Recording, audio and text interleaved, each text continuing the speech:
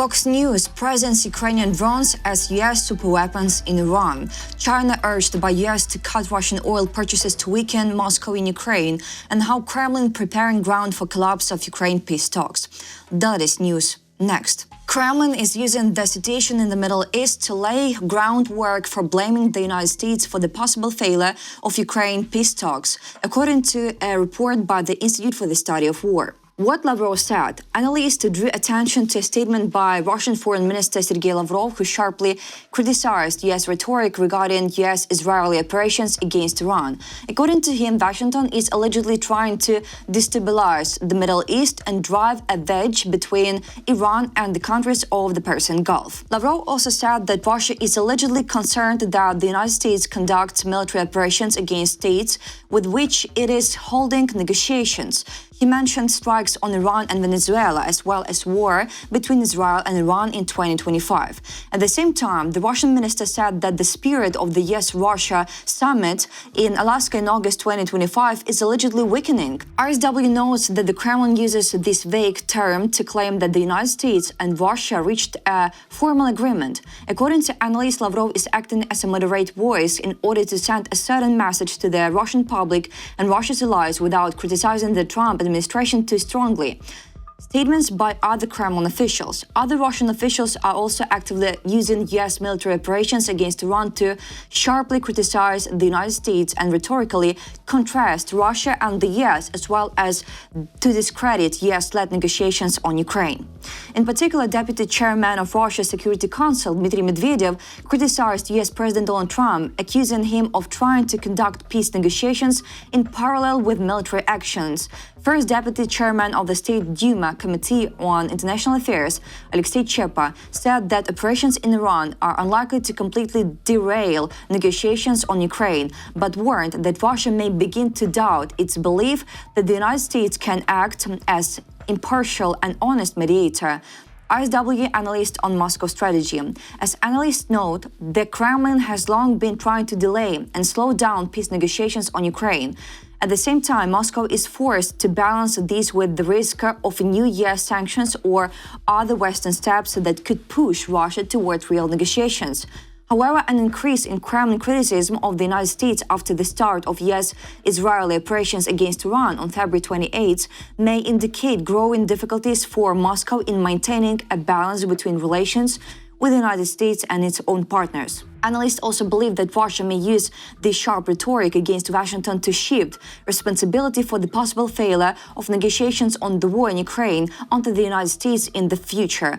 About situations with negotiations, the next round of trilateral negotiations between Ukraine and Russia and the United States has not yet been given a specific date or location. Recently, President of Ukraine Volodymyr Zelensky said in an interview with the Italian newspaper Corriere della Sera that he hopes that the US attack on Iran will not affect negotiations with Russia. Later, he clarified that dialogue with Russia is currently postponed, but Ukraine continues to expect constructive steps. Meanwhile, US President Donald Trump expressed dissatisfaction with Zelensky, saying that the Ukrainian leader is allegedly obstructing the conclusion of a peace agreement with Russia. President Volodymyr Zelensky has already given instructions regarding the preparation and sending of Ukrainian specialists to the Middle East to help the US counter Iranian Shahed drones. It is also known when they will depart, according to a Reuters source. As is known, the US asked Ukraine for help in protecting its bases and military personnel in southern Middle Eastern countries, specifically in the fight against Iranian kamikaze drones, Shahed. The global community knows that Ukrainians have had success in countering Shahed drones during 4 years of full-scale invasion, and Zelensky did not refuse Washington's request for assistance. On Thursday, he said that Kyiv will send its specialists to help American forces. We received a request from the United States for specific support in protection against Shaheds in the Middle East region. I gave instructions to provide the necessary means and ensure the presence of Ukrainian specialists who can guarantee the required security. According to a source familiar with the matter, Ukrainian specialists will begin work within the next few days. US President Donald Trump commented on Volodymyr Zelensky's proposal to provide support in operations against Iranian drones. In a phone interview with Reuters on Thursday, he said that the US will accept help from any country. Reuters also recalled that on Tuesday, Zelensky said he was ready to exchange drone interceptors for anti-aircraft missiles from Middle Eastern allies that have their own stockpiles of Patriot missile systems. On March 5th, Zelensky said that the US had asked Ukraine for help in protecting against Shahed-type drones in the Middle East. The experience of Ukrainian military personnel in combat against drones and other threats is highly valued by partners. For example, during joint exercises, the Ukrainian armed forces defeated NATO. In that operation, drone control played a major role. US network Fox News, in a segment about successful strikes on targets in Iran, showed footage of Ukrainian intercepted drones as if they were American superweapons supported by AI, according to Wild Hornets developers. Host Jesse Waters and expert Brad Velikovich discussed the advantages of US artificial intelligence technologies. The expert claimed that AI allowed the US to process intelligence instantly and strike targets in Iran efficiently. However, to illustrate these technologically game-changing moments, the network used video footage of the Ukrainian Sting intercepted drone. Reaction of Ukrainian developers. The Wild Hornets team that created this drone said they appreciate international coverage of their technology but stressed the importance of giving proper credit to their creators. The footage shown in this segment features Sting, a Ukrainian intercepted drone developed by engineers at Wild Hornets and used by Ukrainian air defense units to destroy Shahed-type drones, the developers emphasized. They added that creating such a device is the result of years of work by engineers and military personnel, and these achievements should be properly recognized. About collaboration in the drone sector, earlier reports revealed that the K-6 Ukrainians help against Shahed drones over the Persian Gulf. London is reportedly considering the deployment of new technologies to intercept Shahed drones. It was also reported that the United States has officially expressed interest in Ukrainian drone experience. American experts have been analyzing how Ukrainian drones perform in the war and how they counter Iranian threats. Furthermore, amid rising tensions in the Middle East, Washington has sought consultations with Kyiv. The US aims to gather data on the effectiveness of Ukrainian systems against aerial threats, which could be used to protect the region. The US intends to ask China to reduce its purchases of Russian oil and instead buy more from the US. Such an agreement could weaken Russia's position in the war against Ukraine, according to the Wall Street Journal. The Wall Street Journal reports that ahead of US President Donald Trump's visit to China, Treasury Secretary Scott Bessent is already considering issues to include on the agenda. One of the topics may be reducing purchases of Russian oil. According to sources, Bessent has already discussed efforts to persuade China to buy US oil and gas products instead. The Wall Street Journal also specifies that the minister is considering raising the issue of energy during a meeting with his Chinese counterpart, Vice Premier He Feng, which is expected to take place in Paris in mid-March. At this meeting, they plan to agree on the framework for a summit between Donald Trump and Chinese leader Xi Jinping, currently scheduled for early April.